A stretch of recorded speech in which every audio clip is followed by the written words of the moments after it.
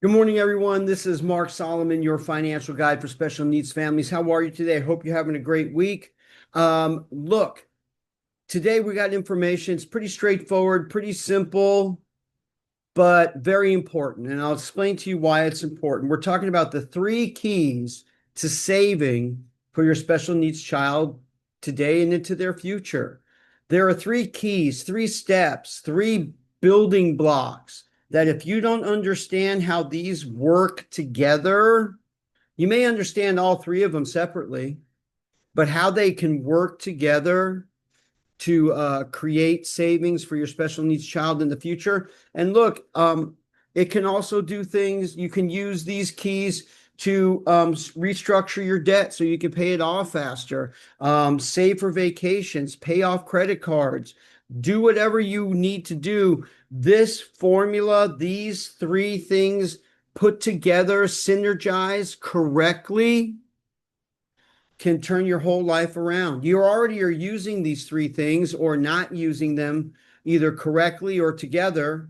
Some of you may be, but let's go into it. The three keys, building blocks of savings for your special needs child. Okay, this is Mark Solomon, your financial guide for special needs families. I'm bringing you simple ideas and strategies to help lower your financial pressures today so you can get back to what's most important, taking care of your family. So I'm going to give you the list of the three keys, okay? List: income, expenses, savings practices. Income, expenses, and savings practices. So you may not be thinking, why are those keys and how are they important? Before you click off the video, trust me, you're going to get information here that could change the trajectory of your child's future. So please pay attention, sit tight for about a few minutes, and let's go over it. Okay, we all know what our income is, right? People say, oh, I get paid this much an hour. This is my income. Is it? Is it your net income or is it your gross income?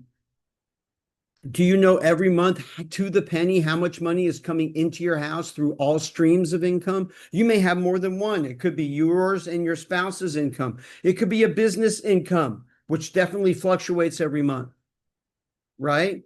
It could be income from from SSI. It could be income from in-home supportive services in your state, waiver services in your state. It could be coming from child support, right? It could be coming from spousal support. It could be coming from Social Security. It could be coming from SSDI. It could be coming from a spousal benefit due to Social Security. It could be any and all things. Any dime that comes into your house, any penny that comes into your house in the form of income, you need to know what it is, how much it is, and what the total is. And when it comes in, by the way, because it all doesn't always come in on the 1st and the 15th or the 31st and the 7th or however it works out. So your income, knowing what your net income number is per month and when it comes in. We're going to be talking about your calendar a lot today. Okay. So you need to take your calendar and you need to put in when your incomes come in and what they are. Now, look, if you're on salary and you get paid by monthly, you know every month, every time your income comes in, exactly what you're getting. Okay. So make sure you write it down so you know, right? And then you have a running total monthly of what your income is. Great. You've got your income, building block, key number one, taken care of. Number two, your expenses. This is where we lose it. This is where everything goes off the rails, right? First of all, if you know how much your money you actually have, it makes you think a little different already. You don't go, oh, airy fairy, I've got this much. No, that's where trouble starts. You got to know to the penny where you're at. That's why it was a big skill in home economics, I believe, when I was in high school, is to how to balance a checkbook, how to run a household. They don't teach those skills in school anymore. Why? Because they like you being in credit card debt and being dependent upon them. Okay, so get off of that. Let's get off of that together. Okay. So this can help. So your expenses, you got to know all of them. There can be no mysteries in your expenses. So you got to go over your bank statements for the last 3 months. I know it sounds like a big deal. It sounds like budgeting. Wait, did you say budgeting? We can work on that too, but this is all component parts of your budget. But these are we're dialing it in specifically today. So the next thing is when you look at your statements, see all of the things you're spending on.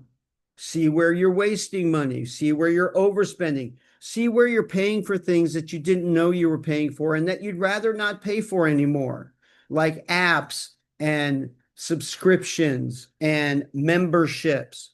Those things. It's very important to know there are even apps today that'll tell you what you're spending and where all your money's going. So look into that as well. But once you know what all your expenses are, you've got to put them on the calendar with your income so you know when the money comes in and where it needs and when it needs to go out and how much. That alone will tell you, are you really negative at the end of the month, or are you just overspending at the end of the month? You got to look at all your necessity bills, get them on the calendar, get them in there. That includes co-pays to doctor and therapy appointments. Those have to be in there. Those are things you pay for. Right? So that's key number 2. Make sure on your calendar you've got your income, when it comes in and exactly how much, your net income. Key 2, key building block is knowing your expenses, what they are and how much and when. When you do that, now you're really in the driver's seat. And the third one is simple. Your saving strategies. The saving strategy should be simple. You find out how much you have at the end of the month or how much you don't, right? After all your expenses. And then you know potentially how much money you have to save. Now, I said at the end of the month, meaning after all your incomes have come in and all your expenses have gone out, what is the number? What is that number? That number can be your savings. But knowing that number ahead of time is when you're going to make a brain shift, because before you pay for anything else, you're going to save that money. Your income comes in, you save the money. If you have income coming in more than once a month, divide it up that every time your income comes in, a portion of that savings is first. You must pay yourself first. You must save first, or you will never save, or you won't save as much as you can. Okay. So let's say your income is $5,000 a month and your expenses are $4,750.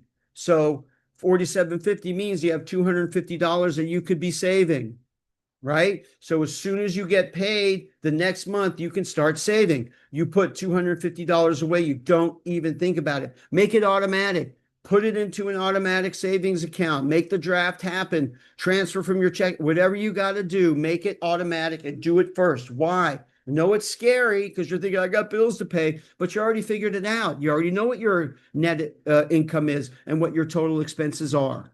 Okay. And if your expenses are high and you don't think that you've got enough money to save, set a complimentary consultation. We will work it out. We will go through your budget and all your expenses, find out where you can cut back, find out where you're overspending, and find the money in your budget.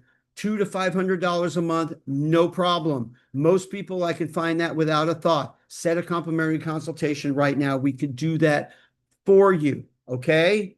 But that's the key. Key number 1, know your net income and when it comes in. Number 2, know all your expenses and what they are and how much and when they come in. And number 3, know how much money you can save and do it first. Pay yourself first.